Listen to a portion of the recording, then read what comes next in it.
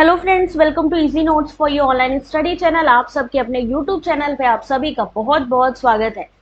Friends, आज हम लोग कौन सी यूनिट को सॉल्व करने वाले हैं? आईसीटी की, यानी इंफॉर्मेशन एंड कम्युनिकेशन टेक्नोलॉजी के मोस्ट इंपॉर्टेंट क्वेश्चंस। यहाँ पर अभी हम जो स्टार्ट करने वाले हैं एमसीक्यू, वो कौन से एमसीक्यू हैं?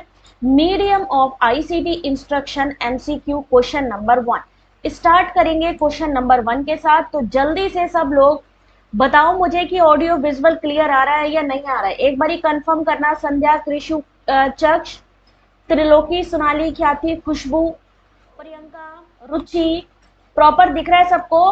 ख्याति, अरविंद, गुलन्यास, सबको प्रॉपर दिख रहा है? स्टार्ट करें क्लास को। मीडियम ऑफ आईसीटी स्टार्ट करें। चलिए स्टार्ट करते हैं आज की क्लास को। और आ रहा है अंकिता? चलो पहले क्वेश्चन को बेटा सॉल्व करने की कोशिश करो। क्वेश्चन नंबर 1 इंग्लिश में देखो, फिर मैं हिंदी में दिखाऊंगी। क्वेश्चन नंबर 1 पढ़ो ध्यान से। Asynchronous communication take place through which of the following technology, यानी यहां पर आपको जो असिंक्रोनाइज कम्युनिकेशन है उसके यहां पे करेक्ट आंसर को चूज करना है। गुड इवनिंग आरती। क्वेश्चन को ध्यान से पढ़ो। ख्याति, हिंदी में देखो अभी। अतुल्यकालिक संचार निम्नलिखित में से किस तकनीक के माध्यम से होता है? गुड इवनिंग संध्या। क्वेश्चन नंबर 1 आपके सामने है।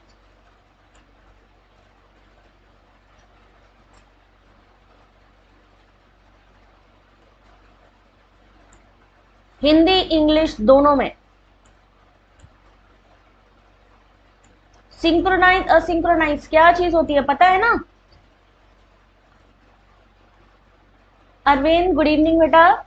संध्या, Ruby good evening. Question number 1 बेटा, सिंक्रोनाइज की बात हो रही है। क्या चीज होती है निवेदिता, महिपाल?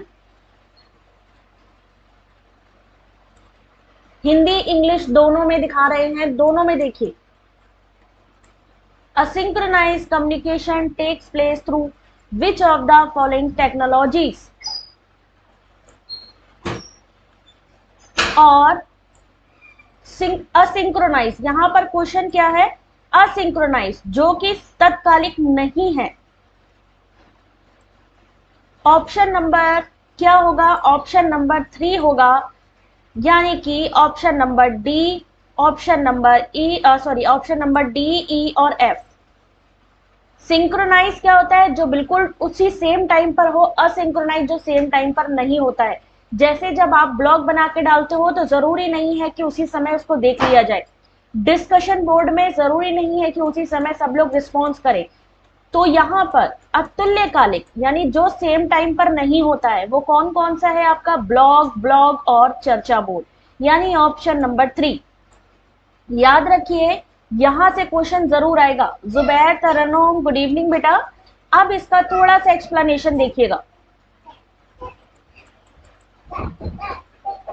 जो ना दिखे प्रॉपर बताना। अतुल्यकालिक शिक्षार्थी और शिक्षक जहां एक ही समय में मौजूद नहीं होते हैं। जैसे कि अगर आप ईमेल, अगर हम बात करें और कौन कौन से इसकी बात करें अगर असिंक्रोनाइज की, तो एक ईमेल में क्या होता है? ये भी असिंक्रोनाइज है, जहां पर सेम टाइम पे दो लोग मौजूद नहीं होते। डिस्कशन बोर्ड हो गया, ब्लॉग हो गया। ब्लॉग शब्द आपसे पूछा जाता है कि ये कहां से लिया गया। उसके अलावा वीडियो लॉग या वी लॉग, ठीक है। उसके अलावा सिंक्रोनाइज की अगर हम बात करें, सिंक्रोनाइज क्या होता है? जहां पे शिक्षक और छात्र के बीच इंटरेक्शन रियल टाइम में होता है। क्या होता है? रियल टाइम में इंटरेक्शन होना, मतलब कि जब हम बात कर रहे हो उसी समय पे सामने वाला भी रिप्लाई करे। हेलो साक्षी, लालमान, इंडियन स्मार्ट किड्स, ठीक है। टेली कॉन्फ्रेंसिंग किस में आता है पल्लवी? टेली कॉन्फ्रेंसिंग है क्या पहले तो ये समझ लो। दूरसंचार माध्यम से बैठक करना। इलेक्ट्रॉनिक्स के द्वारा लोगों को दो या दो से अधिक स्थानों के बीच जोड़ने के लिए एक सामान्य शब्द है। इसमें क्या होता है, सूचनाएं डायरेक्ट आपको अवेलेबल होती हैं। टेली कॉन्फ्रेंसिंग, वीडियो कॉन्फ्रेंसिंग, ठीक है, ये क्या होता है, तुल्यकालिक होती है, यानी सेम टाइम पर मिलती है। कॉन्फ्रेंसिंग आभासी यानी वर्चुअल क्लासरूम, अभी जो आप लोग यूज कर रहे हो, अभी जैसे मैं क्वेश्चन कर रही हूँ आप लोग रिप्लाई कर रहे हो, इसे भी हम क्या कहेंगे, वर्चुअल क्लासरूम ही कहेंगे। मल्टीमीडिया तकनीक के कारण शिक्षार्थियों के उपलब्ध अनोखी सीखने की सुविधा, जहां पर वीडियो, एनिमेशन, ध्वनि और कंप्यूटर को जोड़ा जाता है। ये कैसी क्लास है, वर्चुअल क्लास है। हेलो कीर्ति, अंकिता, है ना। उसके अलावा यहां पर ध्यान रखना, क्वेश्चन आएगा तत्कालिक संदेशन, ठीक है, ये सब किस में आता है, आपका सिंक्रोनाइज में आता है। इंग्लिश और हिंदी दोनों में एक्सप्लेनेशन दिया हुआ है, तो सब लोग एक बार पढ़ लेना। क्वेश्चन नंबर 2, क्वेश्चन नंबर 2 को पढ़िए जल्दी से। राधे राधे अंकिता, आंसर करो बेटा question number 2।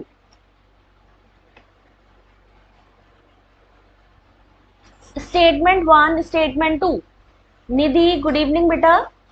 Use of program instructional material as a supplement has the potential to optimize learning outcomes. Statement 2 is, if ICT, if used judiciously, will render teaching learning system effective and efficient. Hindi में देखिए यहाँ पर question number 2 को, और time start हो रहा है अब, 30 सेकंड में आंसर करिए। आईसीटी यूनिट की एमसीक्यू।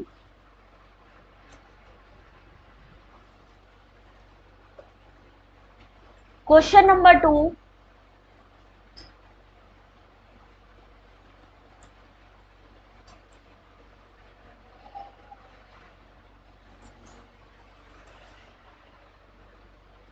गुड इवनिंग किरण।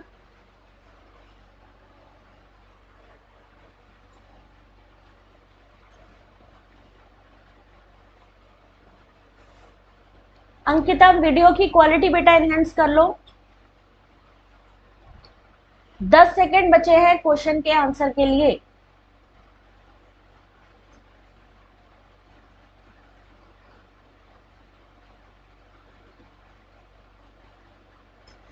और इसका सही आंसर होगा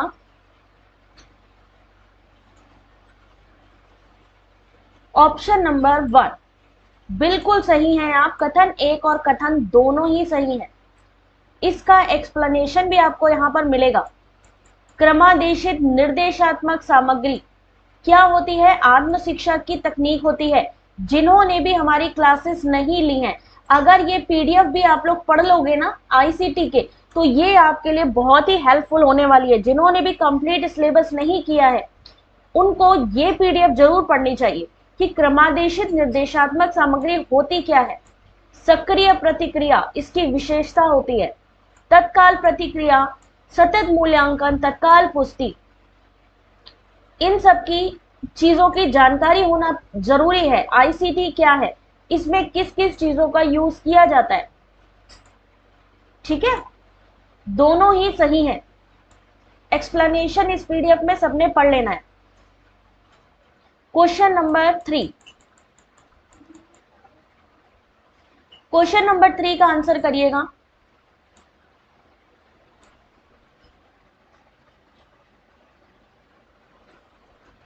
लालमन, आपको कुछ नहीं करना बेटा, अगर तैयारी नहीं है तो क्वेश्चन को सॉल्व करने की कोशिश करिए।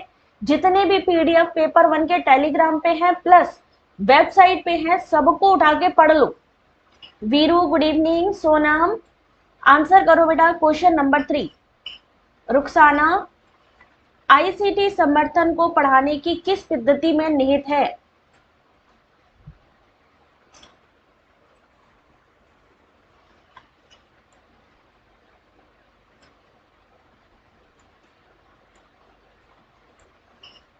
क्वेश्चन नंबर 3,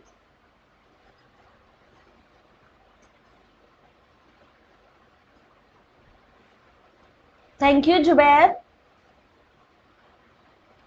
आईसीटी समर्थन को पढ़ाने की किस पद्धति में निहित है। और इसका जो करेक्ट आंसर है वो है ऑप्शन नंबर डी, मूक, MOOC। इसका फुल फॉर्म कौन बताएगा मुझे? मूक का फुल फॉर्म क्या होता है बेटा? वीरू होएगा बेटा, थोड़ा सा लग के मेहनत करोगे सब चीजें होंगी, और थोड़े नए पैटर्न से चलो। आईसीटी समर्थन को पढ़ाने की किस पद्धति में निहित है मूक? मूक का फुल फॉर्म क्या होता है Nazneen? Sonam, massive open online course, very good.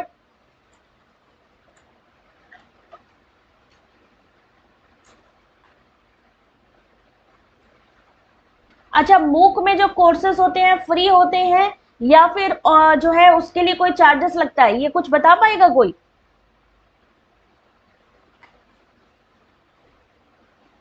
अगर आपसे पूछ लिया जाए मूक के बारे में कि मूक में जो ऑनलाइन कोर्सेज अवेलेबल होते हैं उसके चार्जेस लगते हैं या नहीं लगते हैं, कौन बताएगा? फ्री होता है, वेरी गुड। ये भी आपसे पूछा जा सकता है कि जो मूक प्रोग्राम है वो उसमें जो है प्रोग्राम जो वो लोग प्रोवाइड करते हैं, कोर्सेज प्रोवाइड करते हैं, उसके चार्जेस लेते हैं या नहीं लेते हैं, ठीक है ना। वीरू, एक बारी वीडियो की क्वालिटी को एनहेंस कर लो बेटा। अब थोड़ा सा और पढ़ाई करते हैं इसके बारे में, है ना। Massive open online course, open educational resource आंदोलन से उभरा पहला MOOC MIT यानी Massachusetts institute of technology Cambridge के द्वारा शुरू किया गया था। मतलब ये पहले फॉरेन में था। MIT university Cambridge open courseware project शुरू किया गया। OER आंदोलन के दौरान विकी विश्वविद्यालय 2006 में पाया गया। मंच पर पहला खुला पाठ्यक्रम 2007 में आयोजित किया गया। मूक दो प्रकार के होते हैं। अभी तक आपने मूक के बारे में पढ़ा, आईसीटी है बेटा सोनम, स्वयं प्रभा और मूक all free, very good.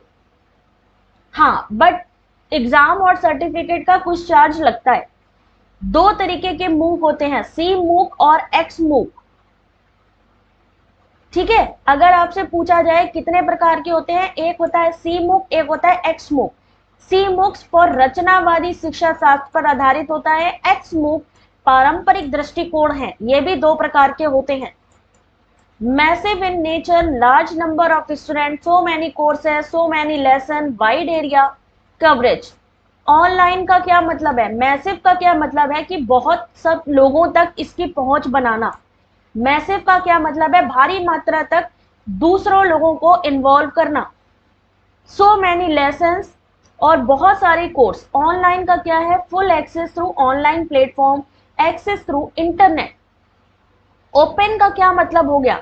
Open for, open to all, open to access, open for registration, free of cost, really affordable. MOOC के बारे में ये थोड़ी डिटेल पढ़ लो। कोर्सेज कैसे होते हैं? Self study, cover various learning goals, active role of learner, opportunity to get lesson from best educators, more organized and systematic feedback system. ये है आपका मूक। मूक यानी MOOC MHRD के द्वारा 11 मार्च 2016 और उसके बाद जारी किए गए परिशिष्टों द्वारा जारी किया गया, यानी 2016 के बाद जारी किया गया, ठीक है। इसमें मूक में यानी MOOC में एक ऑनलाइन पाठ्यक्रम है जिसमें कंप्यूटर और इंटरनेट कनेक्शन होना जरूरी है। व्याख्यान विधि, इसमें पढ़ाने के तरीके कौन कौन से हैं? कभी कभी इसमें पढ़ाने के तरीके भी पूछे जाते हैं कि कौन कौन से तरीके से मूक में पढ़ाया जाता है। तो क्या हो गया यहाँ पे, अगर मूक में नहीं है तो अलग वैसे भी है, व्याख्यान, चर्चा। शिक्षण का सबसे पुराना तरीका शिक्षक केंद्रित पद्धति, मुख्य रूप से एक तरफा। ये मूक नहीं है, हो सकता है यार, विशेषताएं मूक की विशेषताएं नहीं है, ये अलग है, ये एडिशनल इंफॉर्मेशन है। मतलब और कौन से, अभी आपने पढ़ा मूक के थ्रू पढ़ाई करना, उसके अलावा लेक्चर की विधि है, चर्चा सत्र है, इंटरैक्टिव प्रस्तुति। ये मूक में नहीं आता क्योंकि वहां पर आपको कोई पर्टिकुलर डायरेक्ट टीचर आके नहीं पढ़ाने वाला,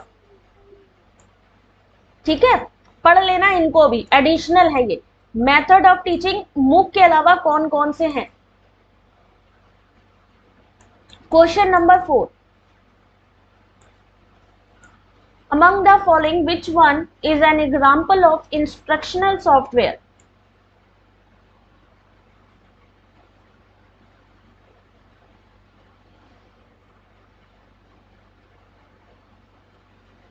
इनमें से कौन सा निर्देशात्मक सॉफ्टवेयर का एक उदाहरण है?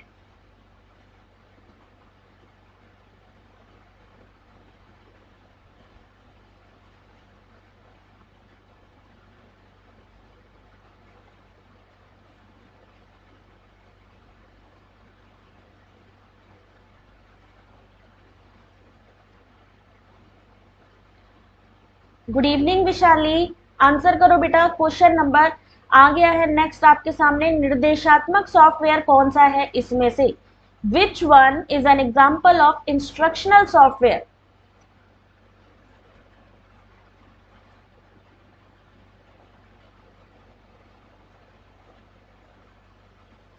पूजा, क्या हुआ? खुशबू, गुड इवनिंग बेटा। अब इसका आंसर देखो, इसका सही आंसर तो होना चाहिए रेडियो टॉक, लेकिन एनटीए ने जो सही आंसर बताया है वो है एजुसेट। अगर हम एनटीए का सोचेंगे, एनटीए के हिसाब से एजुसेट है, अदरवाइज इसका सही आंसर रेडियो टॉक होगा। तो हमने किस हिसाब से चलना है भाई? एनटीए के हिसाब से चलना है तो हम एजुसेट ही मानेंगे, हालांकि इसका सही आंसर होगा रेडियो टॉक। निर्देशात्मक सॉफ्टवेयर क्या होते हैं? एक प्रकार का एक ऐसा एप्लीकेशन सॉफ्टवेयर जो किसी विशेष विषय पर छात्र निर्देश देने या सहायता करने के लिए डिजाइन किया जाता है, ठीक है। और इसमें रेडियो टॉक, जिसमें कि प्रसारण वार्ता जो कि शैक्षिक गुणवत्ता, शिक्षण प्रथाओं में सुधार के लिए सक्रिय शिक्षण के साथ रेडियो प्रसारण को जोड़ती है।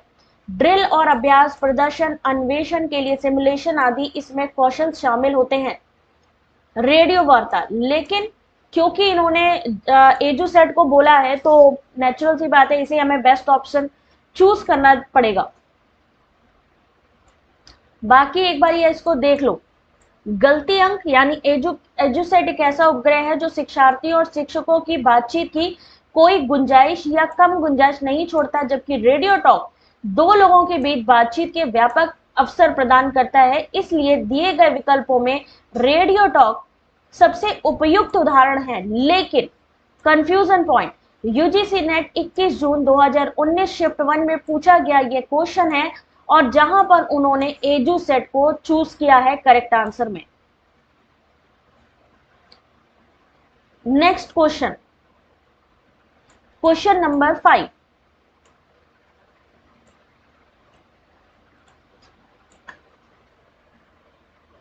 है ना। होता क्या है कि हो सकता है कि हमारा आंसर सही हो, लेकिन जो एनटीए कहेगा उसी को ही माना जाएगा मेनली। धर्मजीत, गुड इवनिंग बेटा। कुसुम, गीता, अंकिता, किसको किसको क्लियर नहीं दिख रहा है भाई? बाकी सबको कैसे क्लियर दिख रहा है बेटा? कुछ सेटिंग की प्रॉब्लम है, उसको सही कर लो। कॉज मैंने पूरा यार वो करके रखा हुआ है, 1 मिनट होल्ड करो फिर से।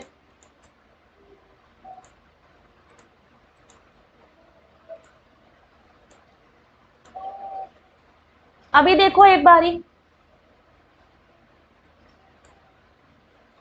अभी देखो, दिख रहा है सबको? मैंने इसीलिए फुल जूम किया हुआ है कि सबको प्रॉपर दिख जाए।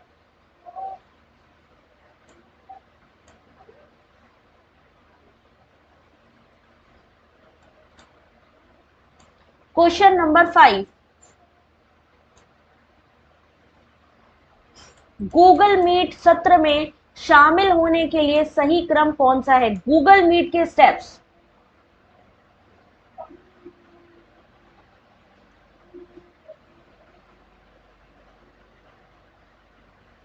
गूगल मीट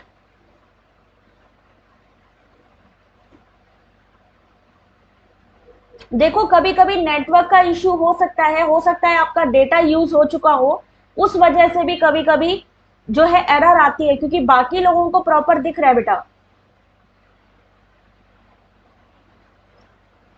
किरण, 1 मिनट बेटा। गूगल मीट सत्र यानी identify the correct sequence to join a Google Meet. Google Meet अगर आप करना चाह रहे हो तो उसके लिए आपको कौन से स्टेप लेने पड़ेंगे?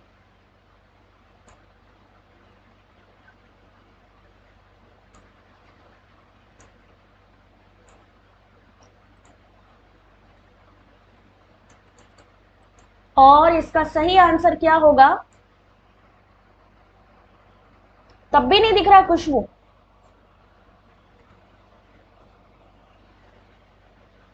कुछ फिर बेटा इश्यू होगा, मैं चेक करती हूँ, बाकी आई थिंक दिखना तो चाहिए था आप लोगों को। नमस्ते शिवानी, आंसर करो बेटा इस क्वेश्चन का। कोई बात नहीं खुशबू, एक बारी रिकॉर्डेड क्लास में देखना, क्या रिकॉर्डेड में आपको प्रॉपर दिखता है बेटा? इसका सही आंसर देखिए ऑप्शन नंबर 3 होगा। सबसे पहले क्या होता है, meetgoogle.com पर जाइए। सबसे पहले हम लोग किस पे जाते हैं, साइट पे जाते हैं। उसके बाद में मीटिंग कोड का उपयोग करें, क्योंकि जो भी मीटिंग इसमें शेड्यूल होती है उसका एक कोड होता है। उस कोड को उसमें लिखें और क्लिक करें।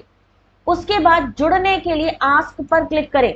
जब मीटिंग में कोई आपको एक्सेस देगा तो आप उसमें ऑटोमेटिकली शामिल हो जाएंगे। इसका करेक्ट सीक्वेंस होगा ऑप्शन नंबर 3।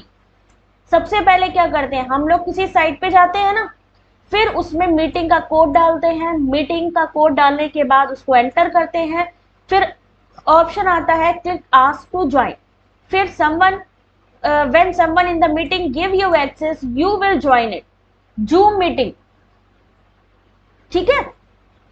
जूम मीटिंग के बारे में, गूगल मीट, जूम मीटिंग कह लो या गूगल मीट कर लो, दोनों में सेम ही चीज है। ये पूरा स्टेप जो आपको फॉलो करना होता है। उसके अलावा भाई क्या क्वेश्चन है अपने पास? Question number 6, given below are two statements. पढ़ लो जरा सा एक बार। 360 पर क्लियर है? खुशबू अभी ठीक है? चलो वेरी गुड। स्टेटमेंट 1, स्टेटमेंट 2 पढ़ो जल्दी से, फिर मैं हिंदी में दिखाती हूं। ये नए पैटर्न के क्वेश्चंस हैं, ये याद रखिएगा, यूजीसी नेट पेपर 1, ठीक है। ये जो है ये नए पैटर्न के क्वेश्चन है, इस चीज को याद रखिए। पुराने पैटर्न से अगर आप तैयारी कर रहे हो तो उसको छोड़ के आपको नया पैटर्न इस्तेमाल करना ही होगा। उसके लिए 2019, 20, 21 के क्वेश्चन पेपर को देखिए और साथ ही ये जो नए क्वेश्चंस हैं इससे तैयारी करिए। नमस्ते पुष्पेन, हिंदी में देखो बेटा।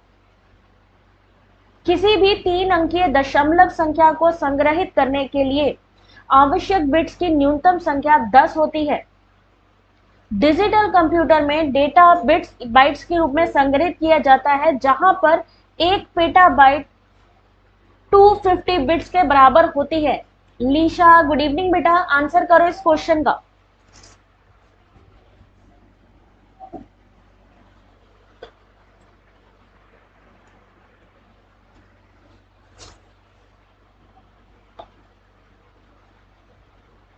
और इस क्वेश्चन का सही आंसर है, ये नए पैटर्न के क्वेश्चन है इसीलिए मैं कह रही हूं ऐसे ही क्वेश्चन आएंगे एग्जाम में।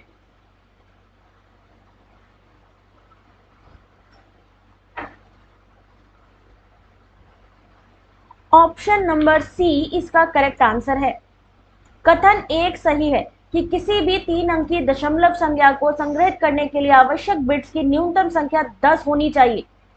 डिजिटल कंप्यूटर में डेटा बिट्स बाइट्स के रूप में संग्रहित किया जाता है, जहां पर एक पेटा की बाइट 250 बिट्स के बराबर होता है। ये गलत है, ठीक है। इसको पढ़ लेना, किसी भी 3 अंकीय दशमलव संख्या को संग्रहित करने के लिए आवश्यक बिट्स की न्यूनतम संख्या 10 है। इसका एक्सप्लेनेशन कहां पे है? एक्सप्लेनेशन देखिए, 3 अंक है मतलब 1000, 10 की पावर 3 इधर आ गया है ना। इसको इस तरीके से पूरा एक्सप्लेनेशन एक बार पढ़ लेना। और दूसरा लिखा है कि डिजिटल कंप्यूटर में एक पेटाबाइट 250 बिट्स के बराबर होता है, और यहां पे क्या होता है, एक बार एक्सप्लेनेशन पढ़ लो सब लोग। गुड इवनिंग चीकू, एक्सप्लेनेशन पढ़ लो सब लोग एक बार।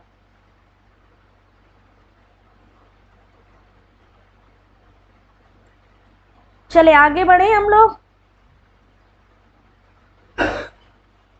चलो अब आगे बढ़ते हैं। कहाँ गए हम लोग, वापस चले गए क्या? एक मिनट रुको जरा सा। इसको सबने पढ़ लेना है, ठीक है। और एक पेटाबाइट कितने बराबर होती है, इसको ये पूरा डेटा भैया अपने पास रख लेना, एग्जाम में पूछा जा सकता है। इंग्लिश हिंदी दोनों में एक्सप्लेनेशन है। Question number 7।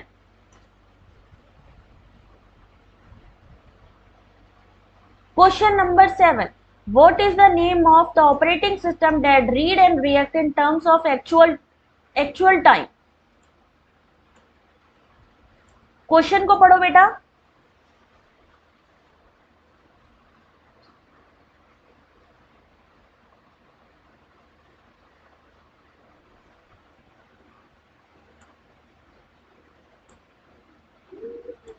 उस ऑपरेटिंग सिस्टम का नाम क्या है जो वास्तविक समय के संदर्भ में पढ़ाता है और प्रतिक्रिया करता है?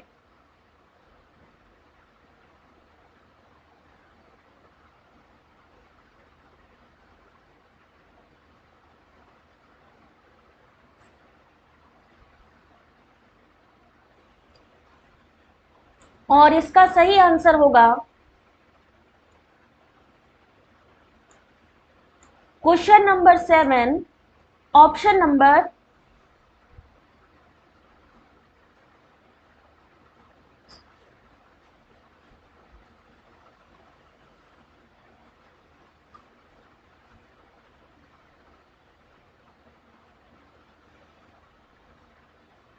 कर लिया सबने? Option number C, real time system, very good.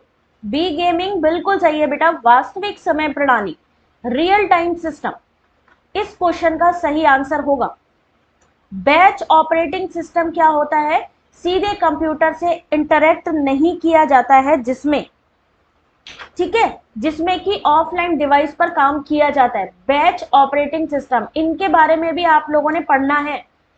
Batch system की प्रॉब्लम्स क्या होती है उनको देख लेना। रियल टाइम ऑपरेटिंग सिस्टम, वास्तविक समय के अनुप्रयोगों की सेवा करना, जो डेटा को संसाधित करते हैं, जैसे ये आता है, पूरा पढ़ लेना इसको एक बार एक्सप्लेनेशन, ठीक है। टाइम शेयरिंग ऑपरेटिंग सिस्टम एक ऐसी तकनीक है जो विभिन्न टर्मिनलों पर स्थित कई लोगों को एक ही समय में एक विशेष कंप्यूटर सिस्टम का उपयोग करने में सक्षम बनाती है। बैच ऑपरेटिंग सिस्टम क्या है, रियल टाइम ऑपरेटिंग सिस्टम क्या है, और टाइम शेयरिंग ऑपरेटिंग सिस्टम क्या है? क्वेश्चन नंबर 8, आंसर करिए।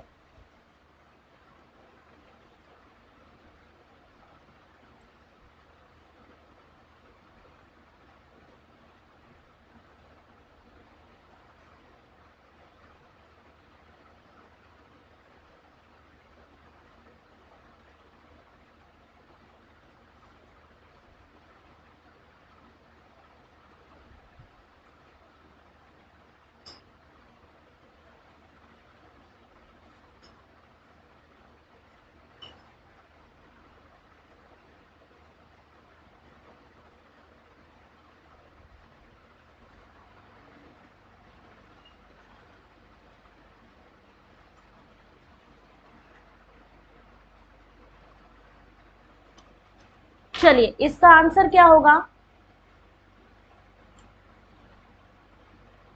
देखते हैं इसका correct answer. Question number 8, option number 2। Option number 2, CSV, RTF और TXT। उस विकल्प का चयन करें जिसमें विशेष रूप से टेक्स्ट फाइल स्वरूप शामिल है। Select the option that contain exclusively the text file format. CSV यानी जिसमें आप टेक्स्ट फाइल को सेव करते हो। सही आंसर है option number B, text file. Hindi और इंग्लिश में सबका एक्सप्लेनेशन दिया हुआ है, आपने बस क्या करना है, उठा के इसको देखना है। टेक्स्ट फाइल, TXT एक मानक पाठ दस्तावेज है, बिना स्वरूपित पाठ होता है। RTF rich text format. .CSV कभी कभी इनके फुल फॉर्म भी पूछे जाते हैं कि CSV का फुल फॉर्म क्या होता है। आरटीएफ का फुल फॉर्म क्या होता है, कब ये आया था? ठीक है, MP4, AVI, MP3। अब से कभी कभी ये भी पूछा जाता है वीडियो फाइल किसमें सेव होती है? वीडियो, AVI और MP4 में। छवि यानी कि अगर फोटो सेव करनी है तो किसमें करेंगे? JPEG। और JPEG का फुल फॉर्म क्या होता है? खुशबू कॉमर्स की क्लास तो बेटा अभी नहीं ले रही हूं, ठीक है, बट PYQ में सॉल्व करवा दूंगी बहुत जल्द। अभी इसको देखो जरा सा, JPEG जिसमें आप पिक्चर को सेव करते हो, इमेज को सेव करते हो, उसका फुल फॉर्म क्या है? GIF का फुल फॉर्म क्या है? PDF का फुल फॉर्म क्या होता है? ये एग्जाम में पूछा जाएगा। संयुक्त फोटोग्राफिक विशेषज्ञ समूह, ग्राफिक इंटरचेंज जिसमें 8 बिट या 256 रंगों तक सीमित साधारण ग्राफिक, लोगो और कार्टून शैली की छवियों को स्टोर करना, PDF, पोर्टेबल दस्तावेज प्रारूप। Joint photographic group, graphic interchange format. Very good. ये सब चीजें आएंगी कि TXT फाइल क्या होती है, RTF का फुल फॉर्म क्या होता है, डॉक्यूमेंट DOC क्या चीज है। 2000 अगर हम बात करें 10 की, 2022 में कौन सा इस समय सॉफ्टवेयर आ रहा है, किस तरीके की फॉर्मेटिंग हो रही है? CSV का फुल फॉर्म, RTF, TXT। कोई बात नहीं नंदनी, अविनाश प्रणाम बेटा। टेक्स्ट के एक्सटेंशंस को याद रखना है सबने। देखो, MCQ कराने का मतलब है कि MCQ हम करा भी दें और बहुत जल्दी करा के 4 लाइन में कंप्लीट भी हो जाएगा, लेकिन इंपॉर्टेंट क्या है कि आपको उसका एक्सप्लेनेशन भी मिलना जरूरी है। इसलिए थोड़ा सा यहाँ पे आपको मतलब पढ़ना पड़ेगा, ये समझो।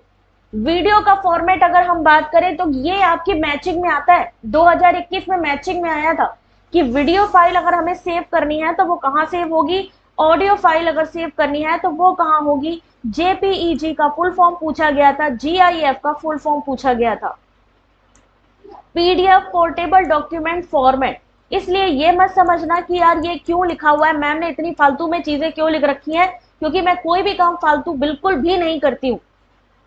मैं वो काम करती हूँ जो चीज आपको सच में हेल्पफुल है। चलिए नेक्स्ट क्वेश्चन देखिए। ऑनलाइन कक्षाओं के माध्यम से लाइव भागीदारी और बातचीत को प्रोत्साहन करने वाले निर्देश क्या कहलाते हैं?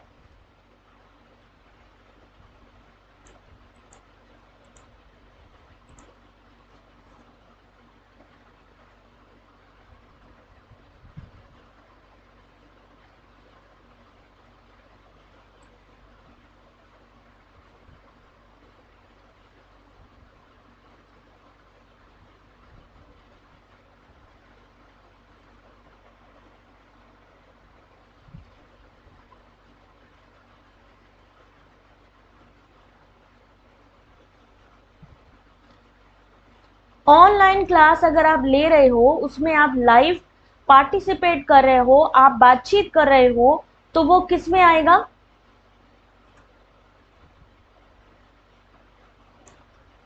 ऑप्शन नंबर 1 में आएगा, यानी कि तुल्यकालिक निर्देश।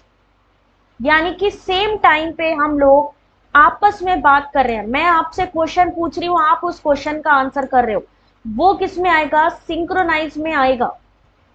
अभी अभी बताया भी था, रियल टाइम के रूप में किसे जाना जाता है? सिंक्रोनाइज को, जिसे हम तुल्यकालिक और इसे कहते हैं अतुल्यकालिक।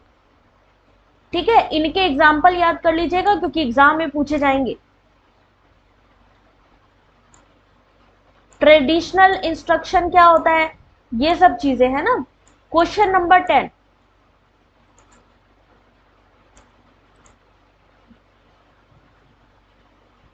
ये क्लास अभी सिंक्रोनाइज है, यस। शिखर बेटा, अभी PDF के लिए मैं लास्ट में, वीडियो के लास्ट में आपको एक लिंक प्रोवाइड करूंगी अपने वेबसाइट की, जहां से आपको ये PDF पूरी की पूरी डाउनलोड कर सकते हो।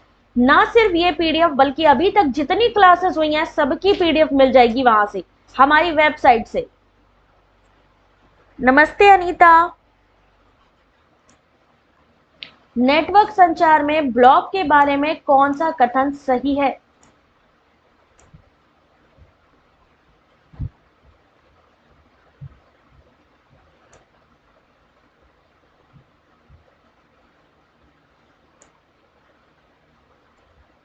ऑप्शन नंबर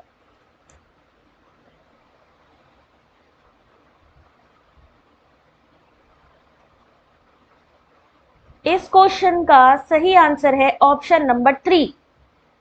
इसका सही आंसर है ऑप्शन नंबर 3।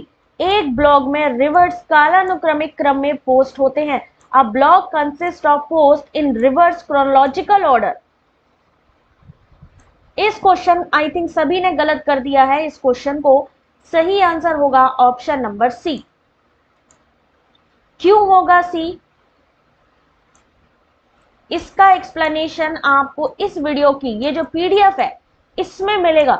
एक blog, web blog, online journal या निर्देशात्मक वेबसाइट है जो सबसे हाल की पोस्ट शीट पर रिवर्स कालानुक्रमिक क्रम में सामग्री प्रदर्शित करती है। संक्षिप्त दिनांक पोस्टिंग वाला एक वेब ब्लॉग जिसे आमतौर पर एक व्यक्ति के द्वारा बना के रखा जाता है। एक ऐसा मंच जहां कोई लेखक या लेखकों का समूह किसी विशिष्ट समय पर अपने विचार व्यक्त कर सकता है। इसमें कमेंट्री, अन्य ब्लॉगों और वेब पेजों के लिंक भी शामिल होते हैं। अतिरिक्त जानकारी जो एडिशनल है उसको भी जरा पढ़ लेना। जो करेक्ट आंसर है वो मैंने आपको बता दिया। हिंदी इंग्लिश में पूरी पीडीएफ पढ़ने का काम आप सबका है। आराम से बैठ के पढ़ना। Question number 11।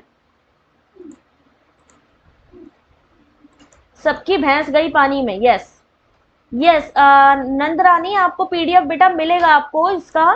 ठीक है, अभी मैं लिंक शेयर करूंगी क्लास के एंड पे। यूनिट वाइज एमसीक्यू का क्लास के एंड पे मैं पीडीएफ शेयर करूंगी। उस पे क्लिक करके डायरेक्टली वहां से अभी के और पहले के भी आप पीडीएफ डाउनलोड कर सकते हो।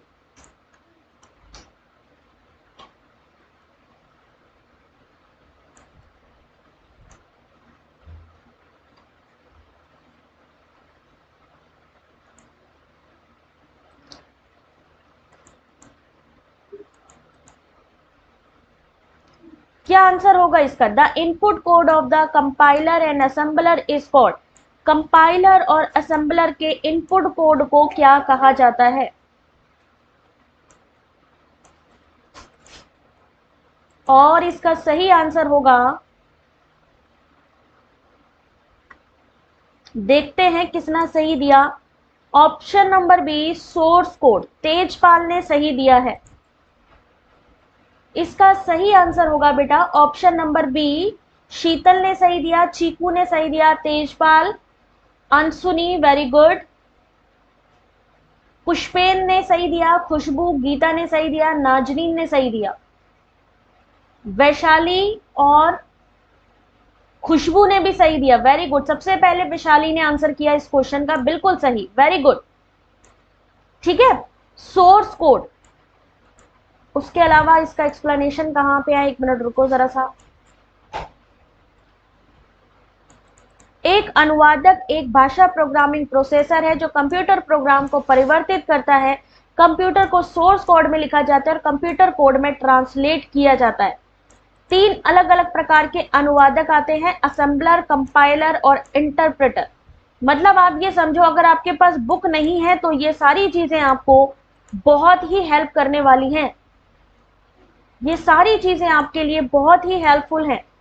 हाई लेवल लैंग्वेज के लिए क्या चीज है? इंटरप्रेटर क्या करता है? लोअर लैंग्वेज में कन्वर्ट करता है, असेंबली लैंग्वेज और बाइनरी लैंग्वेज में।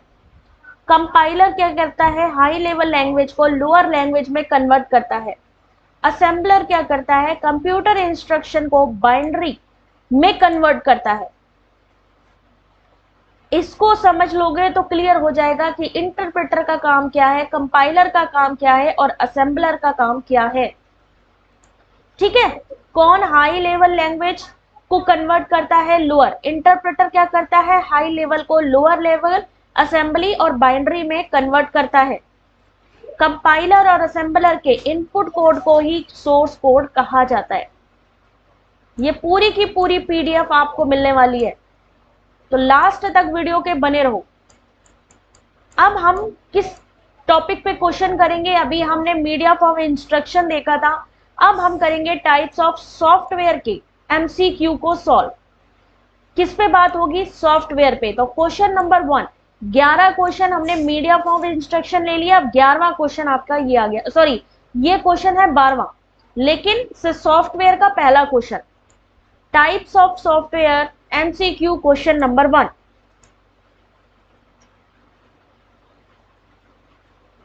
चलो भाई साहब फोकस करो इस क्वेश्चन पे।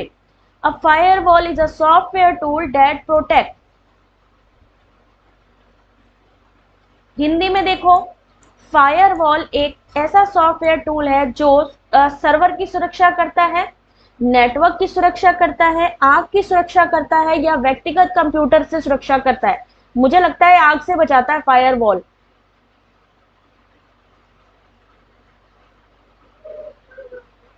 अंकिता बेटा एक बार यूट्यूब बंद करके दोबारा से स्टार्ट करके देखो। वकार गुड इवनिंग बेटा। मुझे लग रहा है कि आग से सुरक्षा करता है, एक वॉल बनवाई जाती होगी और उस वॉल से आग ना आने पाए। फायरवॉल कैसा सॉफ्टवेयर है?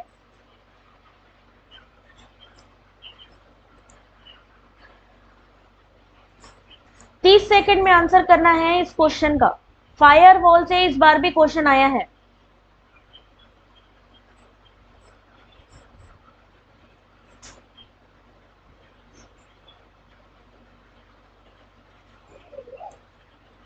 फायरवॉल एक ऐसा सॉफ्टवेयर टूल है जो सर्वर की सुरक्षा करता है, नेटवर्क की करता है और व्यक्तिगत कंप्यूटर की करता है, यानी ऑप्शन नंबर 4 इसका सही आंसर होगा। पानी डालना पड़ेगा, हाँ बिल्कुल बिल्कुल भाई। देखो आग से सुरक्षा करता है फायरवॉल। फायरवॉल क्या है? एक ऐसा सिस्टम जिसे किसी निजी नेटवर्क पर उसे अनधिकृत पहुंच को रोकने के लिए डिजाइन किया। फायरवॉल को हार्डवेयर और सॉफ्टवेयर दोनों के संयोजन में लागू कर सकते हैं, यानी वो हार्डवेयर भी हो सकता है, सॉफ्टवेयर भी हो सकता है।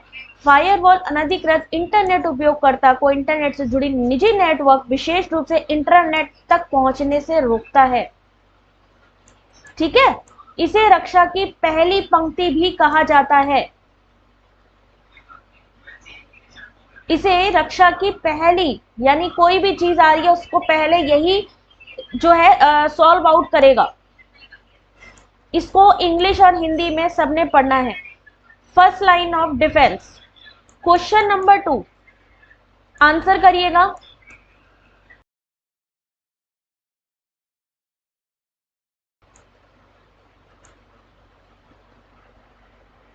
नंदनी पीवाईक्यू पढ़ाए थे, पीवाईक्यू पढ़ो पहले बेटा उसका, ठीक है, बाकी फिर मैं MCQ करवाऊंगी। A collection of various programs that help control your computer is called, विभिन्न प्रोग्रामों का एक ऐसा संग्रह जो आपके कंप्यूटर को नियंत्रित करने में मदद करता है, वो क्या कहलाता है?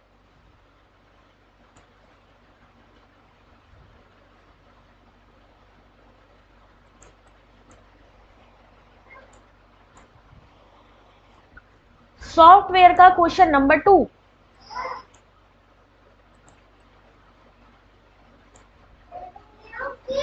और इसका सही आंसर है प्रीति बेटा, वीडियो की क्वालिटी को एनहेंस कर लो थोड़ा सा।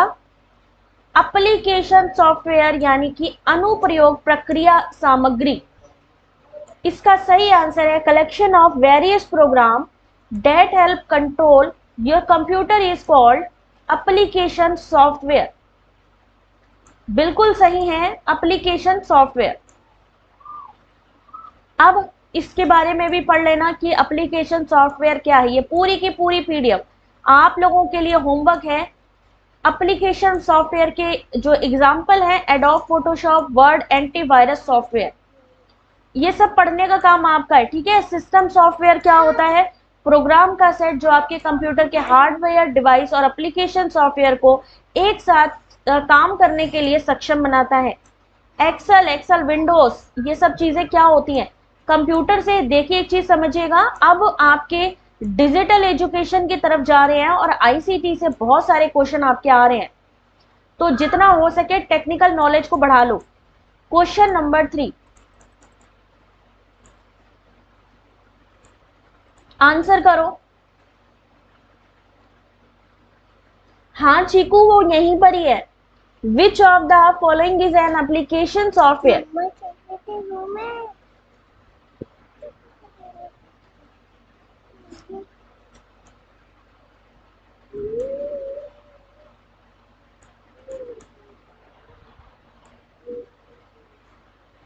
रिचा, अभी मैं बेटा लिंक सेंड करूंगी, सिर्फ उस लिंक पर क्लिक करके आप लोग हमारी वेबसाइट पर पहुंच जाओगे और वहां से आप डायरेक्टली डाउनलोड कर सकते हो। हेलो शहजादी, आंसर करो बेटा।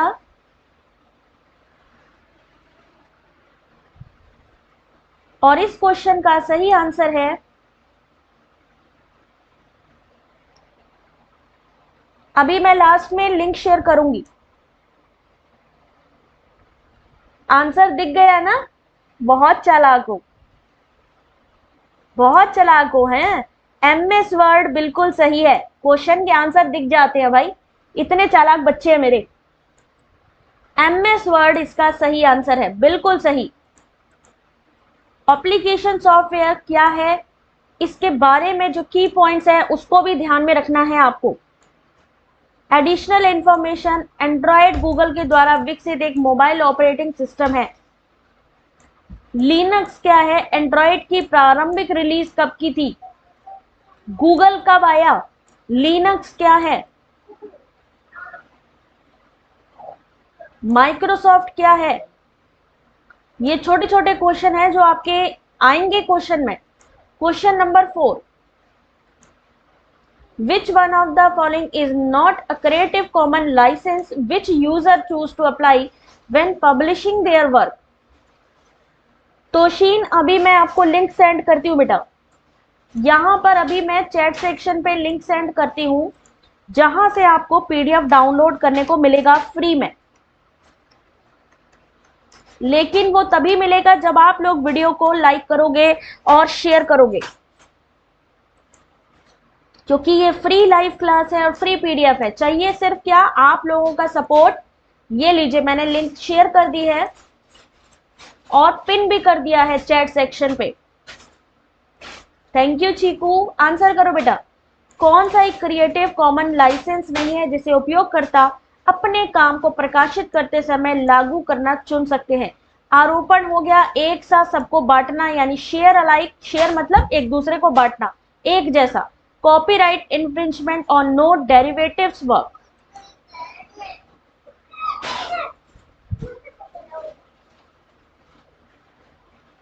आज इंटरनेट एक्सप्लोरर इंडिया से अलविदा हो गया। ऊपर देखिए, क्लास का ऑलरेडी मैंने लिंक शेयर किया हुआ है। कल फिर से आपकी 2 बजे क्लास होगी PYQ की, याद रखिएगा। कल दोपहर में प्रीवियस ईयर क्वेश्चन पेपर, सही आंसर है कॉपीराइट उल्लंघन, कॉपीराइट इन्फ्रिंजमेंट। ठीक है, इस क्वेश्चन को पढ़ लेना। चलिए लास्ट क्वेश्चन एक देख लीजिए। एट्रीब्यूशन क्या है, गैर व्यवसायिक, ये सब चीजें इसको पढ़ लेना। ये समझ के पढ़ना कि यार इससे अच्छी चीज हमें मिल नहीं सकती है पढ़ने के लिए। ऐसी नोट्स हैं ये एक तरीके के जो आपके लिए हर तरीके से वैल्यूएबल है। एनडी क्या चीज होती है?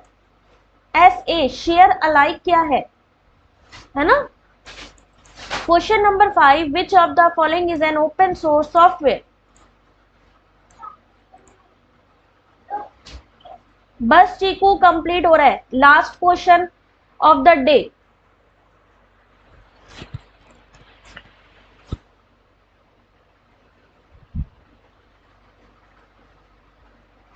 कौन सा एक ओपन सोर्स सॉफ्टवेयर है?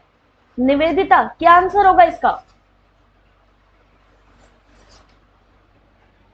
कुसुम, पावर पॉइंट कैसे होगा बेटा, सॉफ्टवेयर की बात हुई है।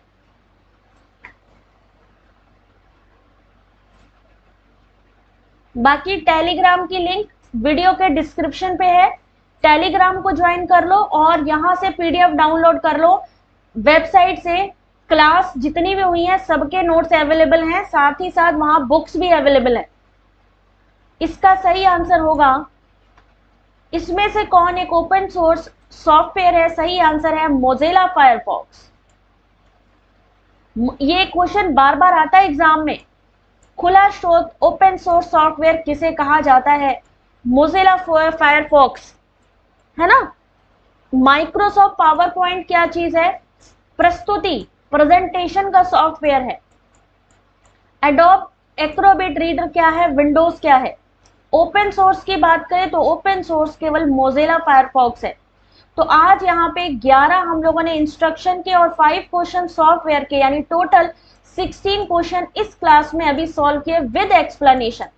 तो अब आप लोग डायरेक्टली डाउनलोड कर सकते हो 5 से 10 मिनट में, ठीक है। 5 से 10 मिनट में आपको ये पीडीएफ मिल जाएगा। तेजपाल 2021 के क्वेश्चन पेपर हैं तो सही बेटा, वेबसाइट पे चेक करो, सबके सब अवेलेबल है, सारे के सारे वेबसाइट। अभी मैं टेलीग्राम पर फिर से शेयर कर दूंगी, ठीक है। पीवाईक्यू कॉमर्स की बेटा मैं बहुत जल्द करवाती हूँ, ठीक है। तो जाने से पहले आप सबसे रिक्वेस्ट है, वीडियो को एक लाइक और शेयर करिएगा। Thank you very much, God bless you बेटा।